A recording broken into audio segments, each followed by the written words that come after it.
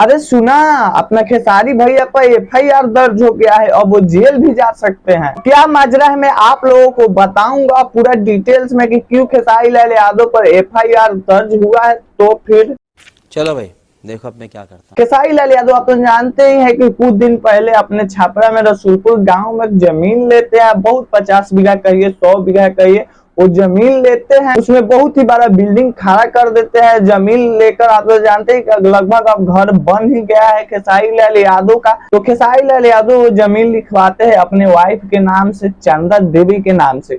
तो सब काम कर्म हो जाता है, जिनसे खेसारी लाल यादव जमीन अपना लिखवाते हैं, उनको एक चेक देते हैं खेसारी लाल यादव, कितना पैसा का हो लेकिन देते हैं खेसारी लाल यादव। तो मैटर यही आके फंसता है कि चेक देते हैं खेसारी लाल यादव जिनको, तो वो जाते हैं, ये आदमी है जिनको चेक देते हैं खेसारी लाल यादव, तो वो जाते हैं बैंक में जाकर वो कहते हैं कर्मचारी से कि ये चेक लीजिए और पैसा दीजिए मुझे निकाल कर जितना पैसा है। तो बैंक के कर्मचारी कहता है कि मैं आपको पैसा कैसे दे दूं, इस खाते में एक भी रुपया नहीं है। और वो व्यक्ति वहां से चलाता है वापस, अब फिर 1-2 दिन बाद जाता है और कहता है कि देखिए अब आ गया होगा इस खाते में पैसा, तो अब निकाल कर दे दीजिए।